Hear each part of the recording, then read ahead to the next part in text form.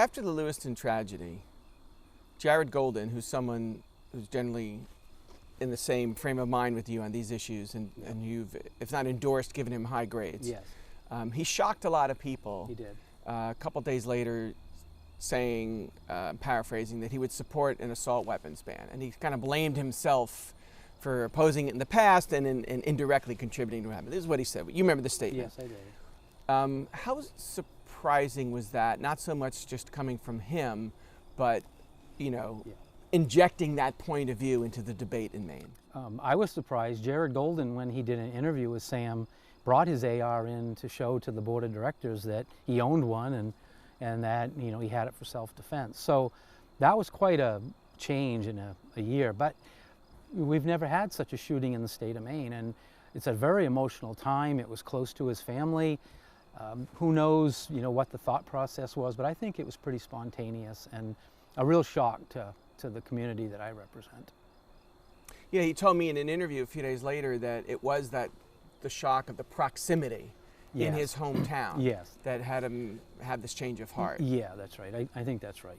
But of course nothing came of it. It's not like House Republicans who control the House considered a bill or brought it to a floor. I mean, I don't want to disavow what he thought was a courageous position to take, but I mean... It was pretty symbolic. Is that what you're getting at? It was symbolic.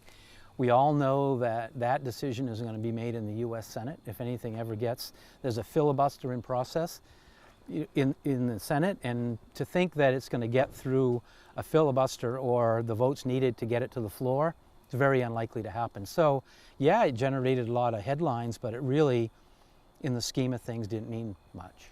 So now let's talk about what happened in Augusta. And we'll talk about the 3 or 4 bills that were voted on and became law or were vetoed. But one thing that didn't even come up, as far as I know, wasn't even proposed, was an assault weapons ban. Yeah, that was taken right off the table early on. The Democrats said we're not going to entertain an assault weapons ban. Why?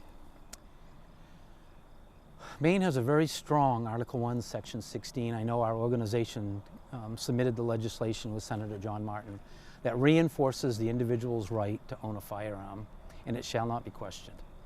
So it's likely a law like that would be instantly challenged under Maine's Article 1, Section 16. Of the state constitution. Of the state constitution, and I suspect that was part of the discussion. It's like our own version of the Second Amendment. But it's even stronger.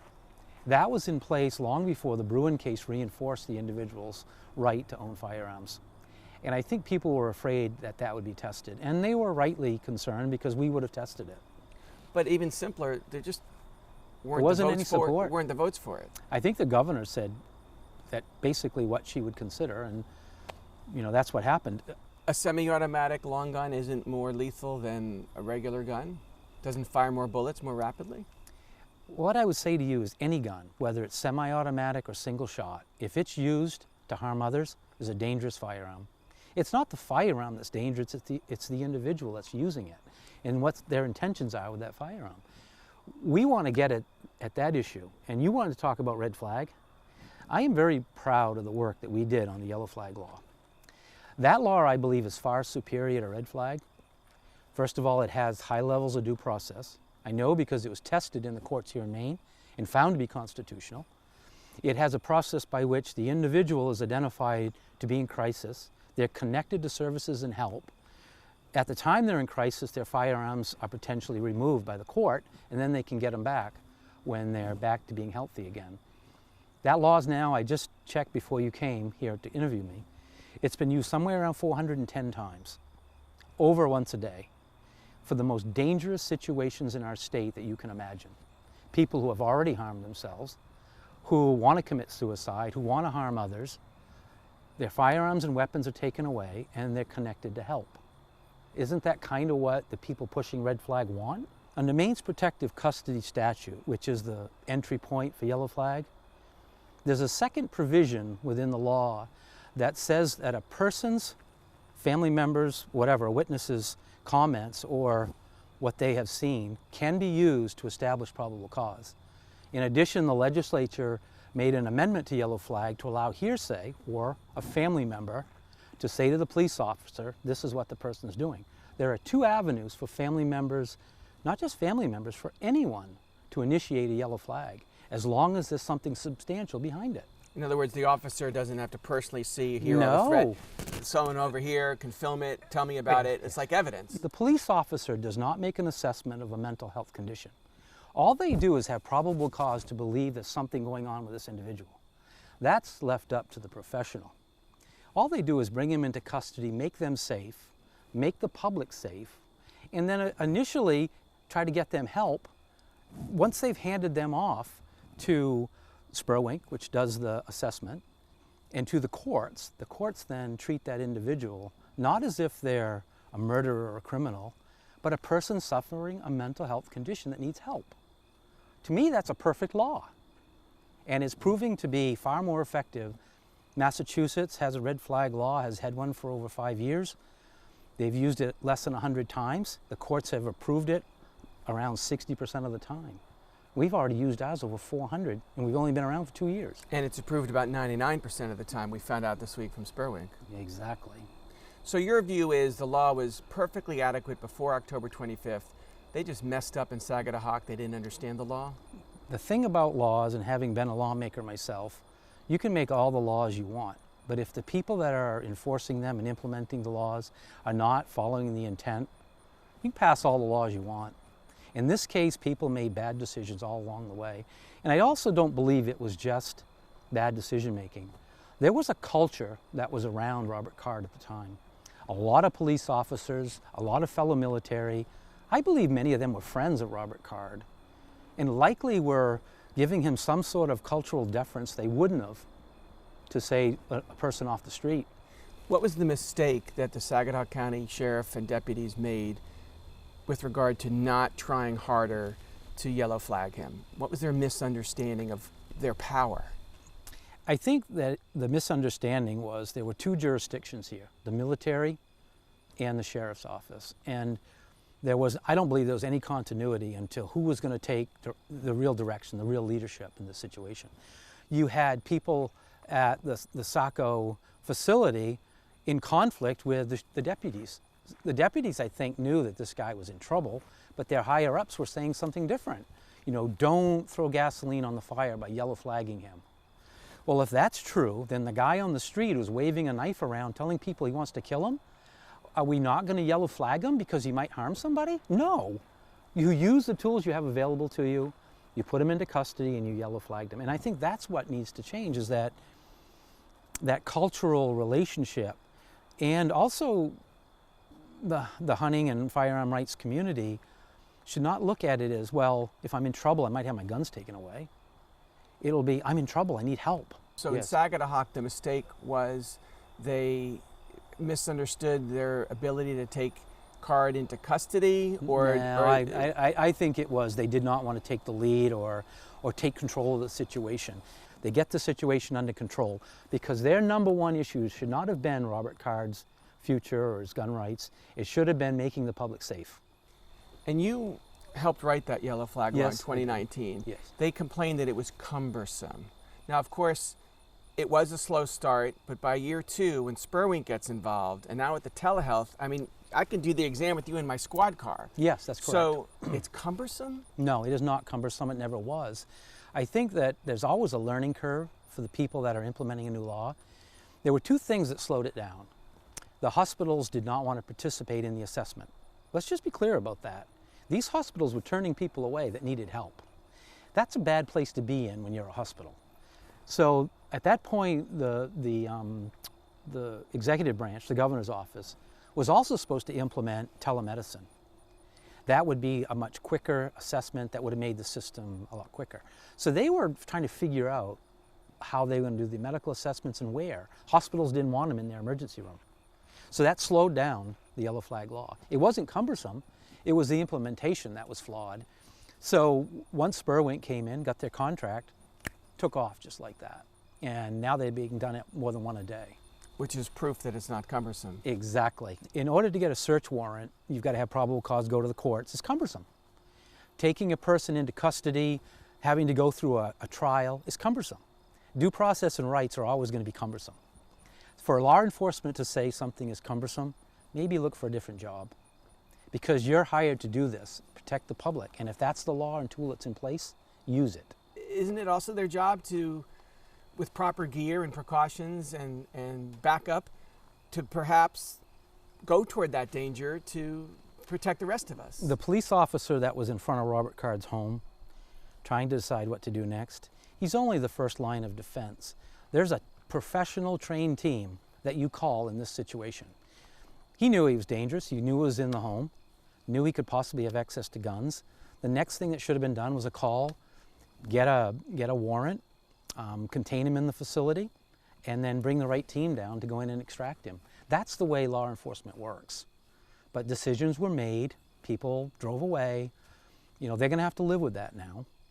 And my hope is that we will learn from what happened, and the next time around, the right decisions will be made. I'm going to shift to the 72-hour and the background checks. The 72-hour waiting period, Bill, was something in the rearview mirror that nobody thought would pass.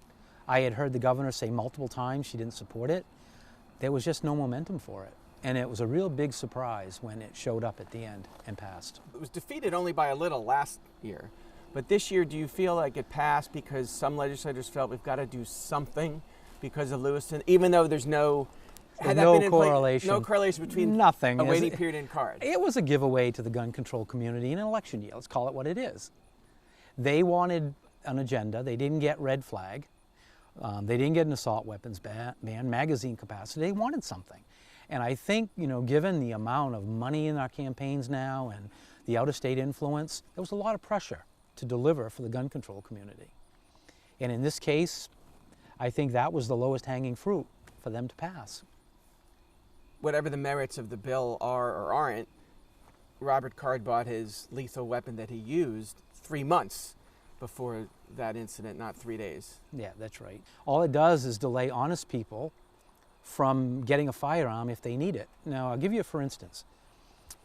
If I want a gun to go hunting, it doesn't matter to me if it takes a week. I want this gun, I'm just going to use it for hunting.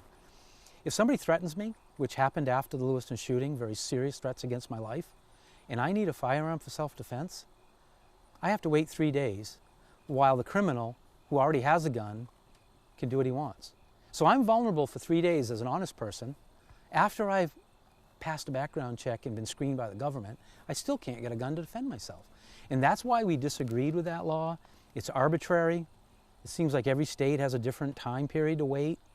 Is it 3 days, 7 days, 10 days? In addition, you're a reporter, so you're going to understand this when I say it. What if I said to you, in order to interview me and exercise your First Amendment rights, you need to wait 3 days and be screened by the government? You'd probably be pretty upset with that. That's how we feel in the Second Amendment community. We follow the rules, we're law-abiding, we're able to buy a firearm, but you're going to make us wait when the bad guys can do whatever they want? Why don't you just call the police, David? Because it's going to take a while for the police to get there. In Portland, that works. In Lewiston, that works. In Bangor, that works. Not in rural communities. You might not see a police officer for an hour. Some areas of the state, there's such a lack of police officers, including the state police, it could be a very long time before you get help. Oh, we even learned about Saginaw County, 2 deputies on duty for however many hundreds square miles, right? And it's my right under the Constitution to be able to defend me and my family. And if I pass all the government screenings, I should be able to do that. It seems the best argument for it, the one that persuaded the governor rereading her statement about why she didn't veto it, though she didn't sign it, was the idea that it's suicide prevention. Since 90% of gun deaths in Maine are suicides, not homicides. She referenced that. The supporters talk about that more than anything else. Well, Does that have any persuasion that's their best for you? political talking point. What about that? A cooling off period? I don't buy that for a minute. I'll tell you why. We expanded access to mental health services in a big way. We still need to do more. Those changes are going to do far more to save lives than an arbitrary waiting period. So you plan to sue to overturn the 72-hour law? Absolutely, we will. We've already lined up the ducks. We've got all the money that we need to go all the way to the Supreme Court. And yes, we have partners at Gun Owners of Maine, National Shooting Sports Foundation. We have all the money we need. We have a great lawyer. We're ready to go. And the argument is it's unconstitutional? Yeah, we're going to argue that the government, once a person has been screened and deemed safe to own a firearm, should not have their rights arbitrarily delayed. If you've passed all the tests, you should be able to buy the gun and take it home. And there's other ways that we can reduce suicides, and we've shown that we'll work on those policies. The other big law that passed this year was obviously the expansion of background checks to private sales. You oppose that? My members don't support expanding background checks because of the fears they have of where it can all go, to a registry, a database, that sort of thing. So the members didn't support it. But that passed, and now we're dealing with that law. When you have as many laws on the books as we do, attempting to purchase a firearm if you're prohibited is a felony. There's already a number of felony laws that address it, but I think a lot of these laws are built to make people feel safe. I don't want to pass laws that make people feel safe but don't do anything. And that's what it feels like some of these laws were, is we got to do something. We've had this crisis and this tragedy, and we got to pass something so that people feel safer. The red flag bill was late in the hopper. It didn't get a floor vote. How are you or your organization going to respond, do you think, if that issue were to come back? Same way we have. The yellow flag is a far superior system. The family members can already participate in a yellow flag. All of these red herrings that are being thrown out are not accurate. The truth is in the success. And for me, when the red flag comes forward, I see it as a safety issue. You repeal the yellow flag and go to red flag, and I believe people are going to die.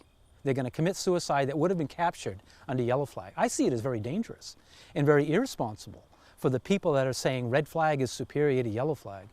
Proof, show me the proof it's not true. Half the time, or almost half the time, the courts reject a red flag order.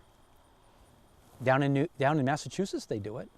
Up here, we've built a better system, and maybe it's time for them to stop beating up a product that works good. And when has convenience been the enemy of success? You think about that. They're saying it's cumbersome, but yet it's saving lives. When has cumbersome become the enemy of success?